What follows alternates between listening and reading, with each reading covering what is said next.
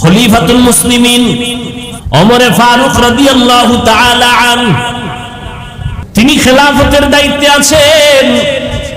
ওই সময় বাইতুল মালের জিম্মাদারি আবু ওবায়দা ইবনুল জাররাহ রাদিয়াল্লাহু তাআলা আনহুকে দেওয়া হলো। খুব খেয়াল করেন, আবু ওবায়দা ইবনুল জাররাহ তিনি বাইতুল মালের দায়িত্বে আছেন। খেলাফতের মূল জায়গায় কে? ওমর ফারুক রাদিয়াল্লাহু তাআলা। ওই দুই ভাই চিল্লায় কয়, ফাঁসি লাগবে না, লাগবে না, আমরা দুটো ভাই তারে মাফ করে দিন। খলিফাতুল মুসলিমিন বলে, মাফ করলা কেন? তখন ওই দুই ভাই ডেকে বলে, আমরা মরে যাব, পরবর্তী সময় যেন এই কথা কেউ তোকমা লাগাইতে না পারে ইসলামের উপরে, দ্বীনের উপরে, যে মুহাম্মদের ধর্ম এমন, কেউ মাপ চাইছে কিন্তু মাপ দেওয়া হয়নি, এমনটা যেন বলতে না পারে। বালক ক্ষমা চাইছে, ওমর নিজে বালকের পক্ষ থেকে ক্ষমা চাইছে, আমরা দিছিলাম না, এখন আমরা ক্ষমা করে দৃষ্টান্ত কায়েম করলাম। আমরা বিচারের বদলে বিচার না, ক্ষমা, এটা মহৎ লক্ষ্য। ইসলাম কি শিখায় আর আমরা কি শিখি?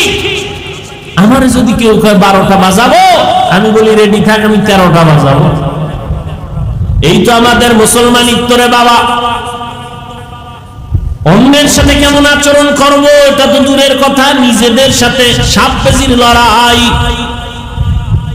এজন্য আমি শুরুতেই রাসূলের হাদিস বলেছি, আল্লাহর ভয় নিজের ছোট মনে করো।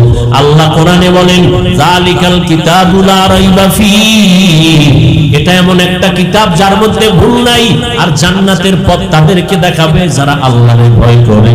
আল্লাহর ভয় এত দামি একটা ভয়, হযরত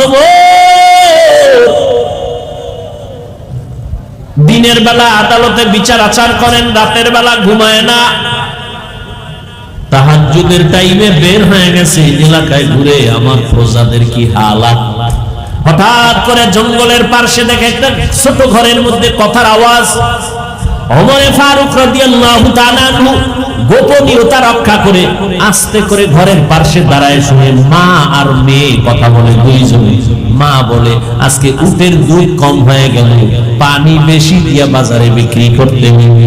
মেয়েটা ডাক দিয়া কয়, আম্মা না, খলিফাতুল মুসলিমিন ওমরের পক্ষ থেকে নিষেধ, দুধের সাথে পানি মিশানো যাবে না।